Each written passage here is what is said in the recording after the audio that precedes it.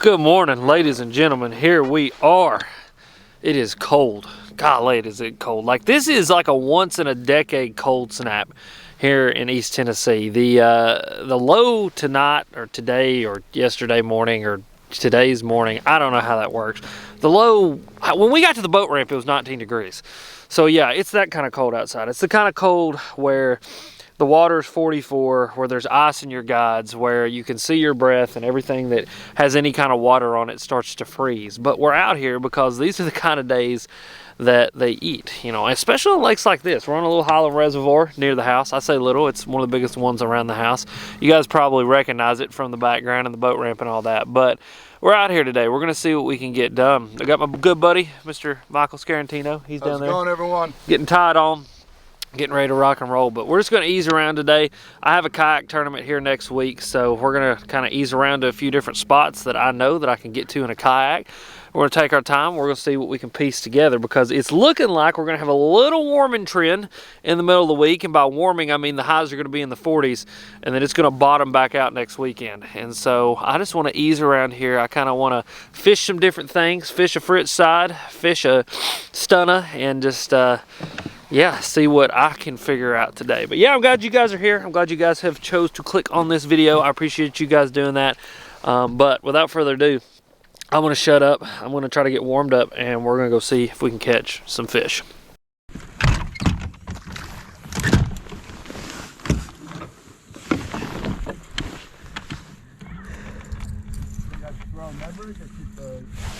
I think this is the part of fishing, guys, that you don't see on YouTube very often, and especially, I mean, I don't think I do a very good job of it, and I don't think anybody really does, is showing the kind of figuring it out, right? You know, even like professional tournaments, you show up and you see the guys, you know, that have been practicing for 4 or 5 days and they've kind of established the pattern that they're going to do. You know, I've not been out here on this lake in, shit, 3 months, and so we're out here just trying to kind of figure it out. And so I'm running a little bit of history. I'm running all the stuff that this time of year they should be on, which is stuff like this, you know. And so today I think is going to be a great example of just kind of figuring out what's going on. So we got one bite on a little bitty balsa crankbait that Michael was throwing, and you know, one bite is definitely not a pattern, but it is just another piece of the puzzle to get it all figured out. So we're going to keep fishing, and I think my goal today is going to be kind of showing you guys how we figured this crap out, you know what I mean? And so right now we've made a move. We've made a change. It's not very far, just right across the lake, but this is a completely different kind of bank than what we were fishing before. This is a little inside of a pocket. You know, we're going to fish kind of the first third, second third of this pocket, and this pocket's a lot different than what we were fishing because of bottom composition. It's got these boat docks. It's got some trees in the water here, some brush piles and stuff like that. And so it's just showing me a little something different.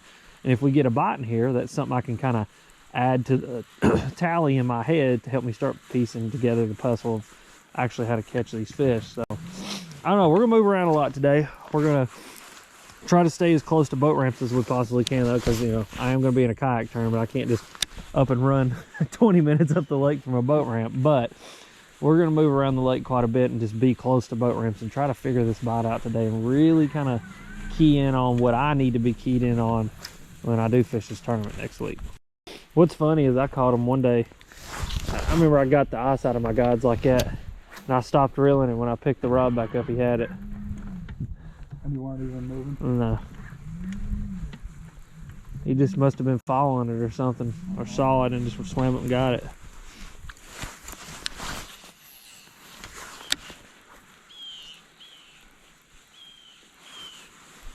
I like when I can do like several different things. There we go. Right when I stop that thing. It ain't giant, but it's another fish. Boughton? Yeah, I was slipping. That's a spot, what it is. He got it good too, look at him. Oh yeah, he did. Will be spot. Well, there's another piece of the puzzle. Will you hand me them pliers, sir, please?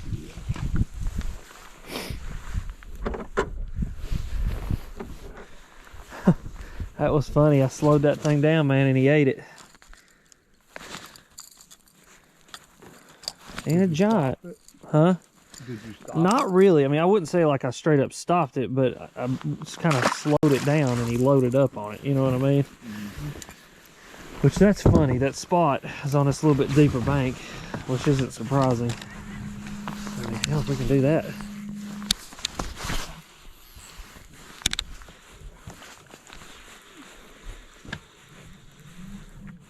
is how it was when Anthony and I fished that tournament for the first couple hours. Possible. I still managed to put a bunch of ice in. We had a good tournament. Him and I. Yeah. We just found the bigger size. We were literally in half-inch off on all our smallmouth, and we were putting back 2.5 pounds. There we go. They're on this little bit deeper stuff, dude. That's a little bit better fish. Oh no. He ain't that good, but Spot? no, it was largemouth. Oh yeah. Well, there's another bite. Now that one came from a lot deeper. Cause look, that fish, guys, came up from under that crankbait and ate it. The way that I know that is that he has that front hook in his mouth, which tells me that fish came up under it and ate it. So that fish was a little bit down deeper where that spot wasn't that deep. Yep. Yep. That is interesting. Man, he ain't super long. I mean, how long is that fish? 13 inches, 14 inches? Hell, let's check it real quick. That'll give me kind of a good idea of what I'm dealing with here, because the thing is, in this tournament, I don't think it's going to take much to win it, because I think next week it's going to be just as cold. And I think that if you can fish is 13 and a half, so I mean, if you can get a few of those and one 18 to 20 incher, you're going to be cooking with peanut oil. What is the line?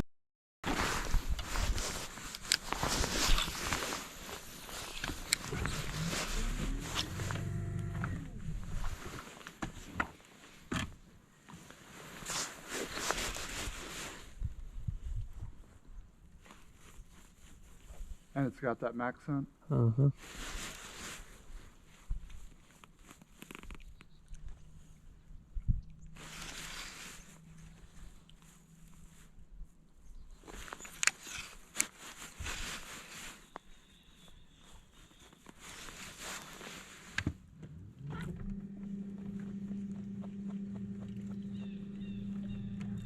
There we go. Yep. Oh, just come off.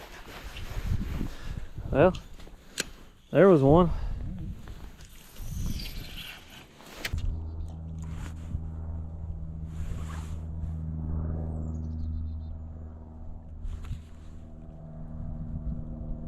There he is. And he pulled off again. Are you kidding me? The hook never came out. What? The hook never came out. I have it Texas rigged and it never came out.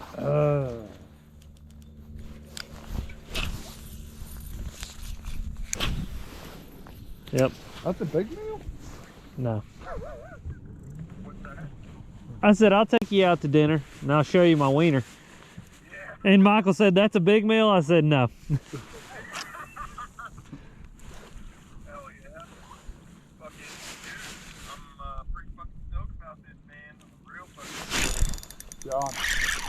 There we go. All right. That's a little bit better one. Yeah. There we go. Spot. Maybe change the colors up the spots. Yep. Yep. Well, and then you also have Mosquito Lagoon not far from you either. You could tow there too. You go get up in the mangroves. There's another one. That was 14 minutes. Yeah, yeah.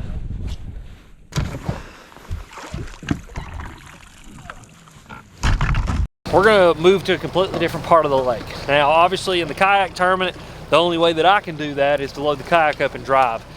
And I'm gonna have to figure out this move that I make, how long it would take me to drive from the ramp that we put in at, or where I would put in at to actually get over here.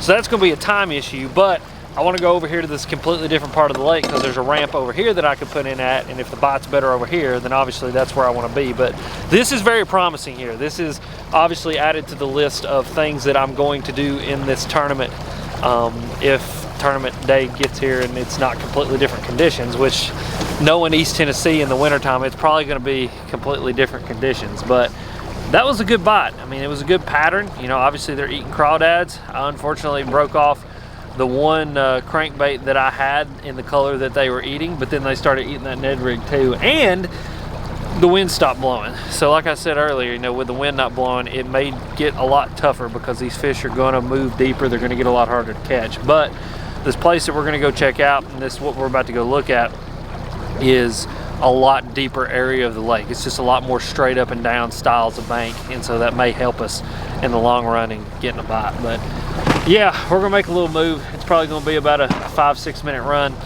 and I'm not looking forward to it because it's still not above freezing outside even though the sun's out. It does help though that the sun's out. Yesterday during the monster bass shoot, the sun was not out, the wind was blowing, and I'm pretty sure that at one point my left butt cheek was almost frozen off of my body. So yeah, we're not gonna do that again. You find anything in there you want?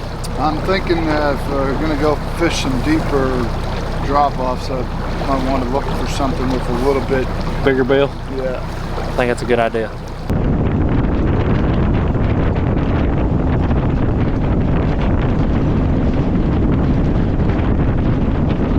It's worth checking out that. Yeah, we'll buzz up there. Here. There we go. And then on the way back, That's a good one. Net. Yeah. Big old smallmouth.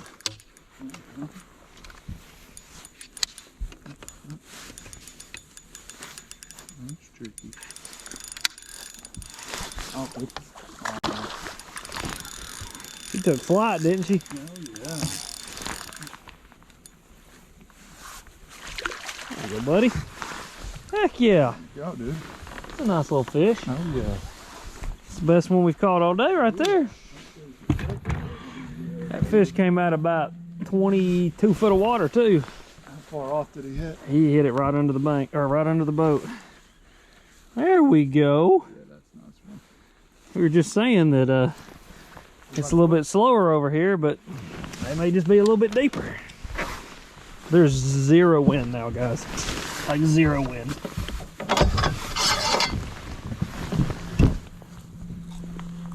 What we got? 17 and, yeah, 17 and a quarter probably. Yep, you get you 3 of those, you're hard pressed. You're hard to beat with 3 of those. I mean, I was barely moving that freaking thing, dude. Literally just dragging it. I mean, not even dragging it. I mean, like hopping and just dead sticking it kind of deal. You know what I mean? Mm-hmm. He popped it though. Yeah. Yeah, I mean, I felt him hit it. That's for sure. That's the first kind of bite I felt all day. Those ones over there I just picked up and they were there. Mm-hmm. Yeah. That was a good one though, man. Felt a good little fight.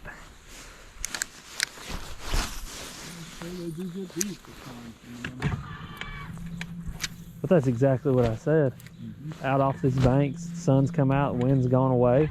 Mm-hmm. And they've moved out off these banks. You're gonna have to slow down and throw a damn Ned rig for them. It sucks, but it is what it is. It catches them. Catches them like that. But the thing is, again, you know, guys, I was telling you that we made a big move. This is not a move that I can make in my kayak tournament. So the question is the quality of fish that I need here, or is it over there? Is it one of those things that over there that I can slow down and get out just a little bit deeper on some of this stuff and drag around and catch a smallmouth that size? I think I can. I mean, I think that it's not just isolated to this part, but you guys can see this is more kind of that straight up and down stuff. You got those floating docks. That was another big thing over there on that piece of bank, was those floating docks.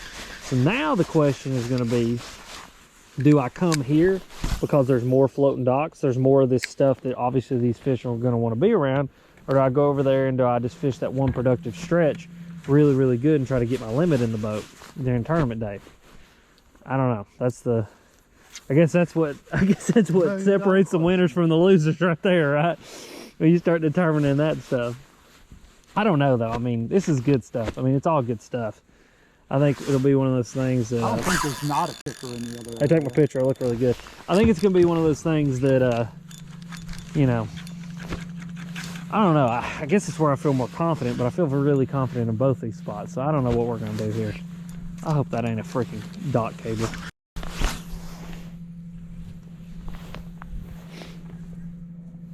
But also in the kayak, you pick the same spot and you're doing it.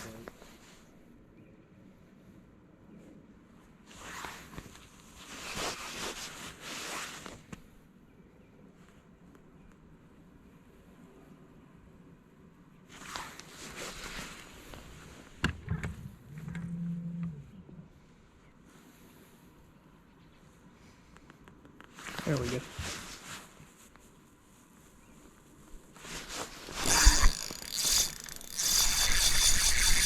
Golly. Yeah, go ahead. That's another smallmouth. He ain't that bad. I don't think he's as big as that other one. He's pretty good. Oh, look, there's one chasing it. Drop your Ned rig. There's one chasing it. Drop your Ned rig. Just drop your Ned rig. I ain't worried about it. Drop your Ned rig. See him chasing it? Drop, drop, drop, drop, drop, drop. He's going after it? Yeah. He's going after it? Nope, nope. Let it drop. Let it drop. He's got it. Set the hook. Get him in here, buddy. Double up with me. Get him in here.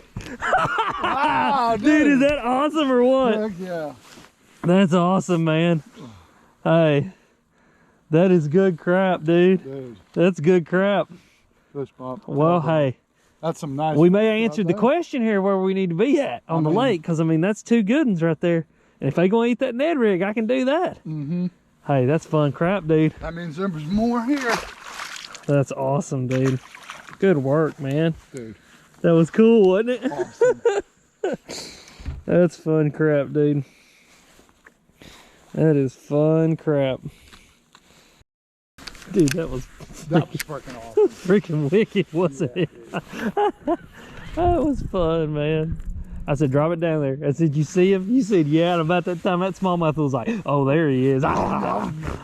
Dude, that was the best part. Is you drop that net rig down there, and that smallmouth goes, hello. Yeah, dude, that was just great.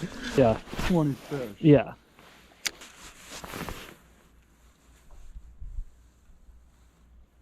That's weird. No, it makes you appreciate when you do have a.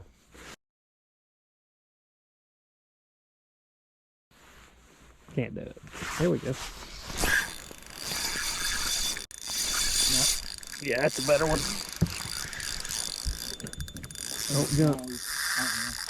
Yeah, that's the best one of the day right there. Oh, yeah. They kill me jumping. Quit that jumping. Oh, he's a bad dude. That's a good one. Quit that dadgum jumping. Golly, man. He's an acrobat. You ain't shitting. That's a good one right there, buddy. That's a lab. Get him. Oh, that's all right. Here, get him. Good fish, bro.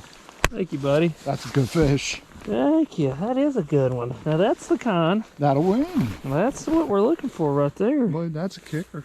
That's the kicker. Well, I guess I know what I'm doing. Yeah. Guess I done figured it out there, boys. That's a good one. That's a good one. On the little trooper. That's Let's see how long she is. I should have brought my. You're going 20. No. Oh, she's 18 and a quarter. 18. I'm gonna say 18. She's taller than she is long. All right, sweetie. Thank you for participating. Lord, the little trooper strikes again. The Ned rig saves the day once again. I'm telling you, man, I hate this thing. I hate to love it, but golly, I've caught so many fish on this dadgum thing. It's hard to put it down. It is. I mean, like, seriously, the past 2 years with this Ned rig, I have caught, I wouldn't say more quality fish than anything else, but I've caught a lot of quality fish, and it saved days for me. That's the biggest thing, is just it saved the day. And it's like you said, these fish are being more and more and more pressured because of all these tournaments. Yeah. And the finesse bite is the deal. Yep. Because they're so overpressured. Yep. Anymore, finesse fishing is what you got to do to catch fish, especially better quality fish. I mean, because like those fish we caught this morning on the crankbait, I mean, small. They were small. I mean, they were keeper size. You know, that's a good way to fill out your limit. But we've come over here and we've caught 2 fish. Ooh, that felt like a bite. We've caught 2 fish that are just that better than average. You know what I mean? They're not giants by any means. They're 17, 18 inches, but it's better than average. Mm-hmm. And when it's tough like it is, man, fish like that go a long way.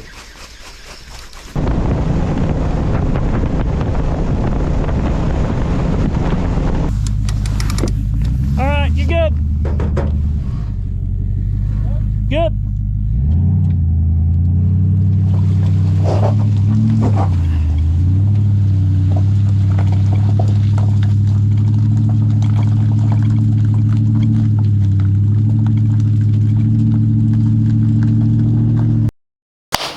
Here we are, ladies and gentlemen. We have made it back to the beer barn, and I have to say today I'm pretty satisfied. I'm pretty satisfied with today because I figured out what I wanted to figure out. I kind of figured out a little something for my tournament that I've got coming up next week. Hopefully that pattern is going to hold up, but it's looking like weather is going to be pretty stable all week.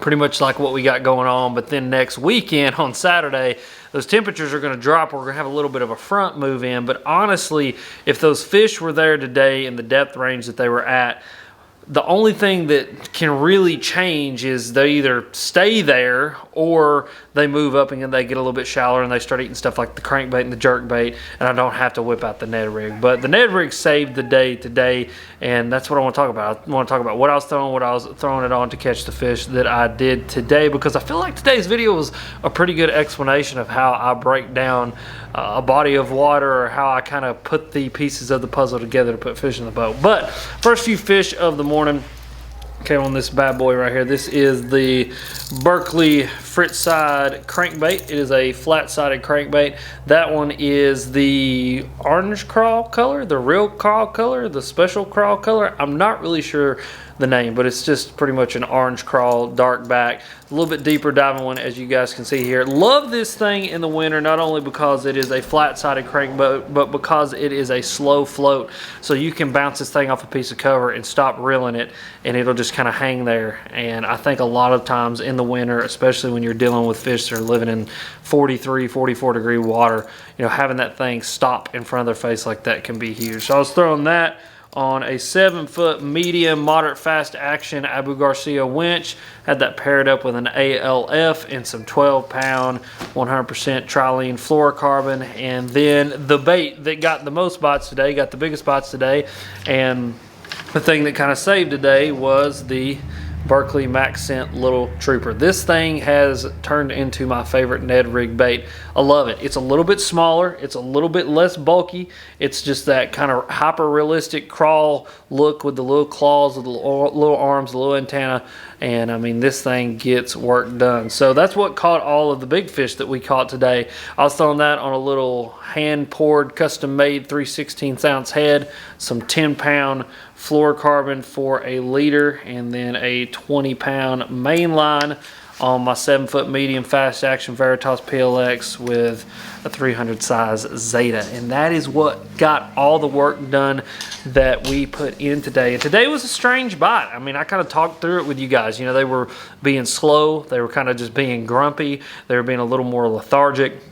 And so even with the crankbait, you know, I was doing a stop and go retrieve, and even with that Ned rig, I mean, I was giving them a second to eat it. And I think that was the big thing today is, you know, early in the morning, that wind was blowing, there was a little bit of current, those fish were more apt to be up there, more willing to eat that crankbait. But then once that sun came out, once we got like truly pros front, high bluebird skies, no wind, I had to whip out the Ned rig, slow down on them, and present them with a crawl fish pattern and a crawl dad looking kind of bite, just in 2 different variations, one with the crankbait and then one with the Ned rig.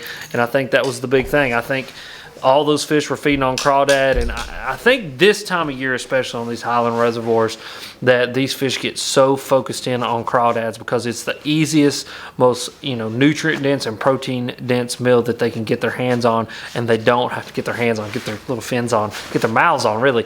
And it's something that they don't have to work a whole lot for, and I think that's super important for a fish. Not expend a lot of energy, but get a lot of energy in return when they eat something. But yeah, guys, thank you for watching. As always, if you want to check out some more Ned Rig fishing content, some more winter cranking content, I'm going to be having 2 videos pop up on the screen. You guys can click one of those to go check out either one of those videos. But as always, you guys are sweet, and thank you for watching.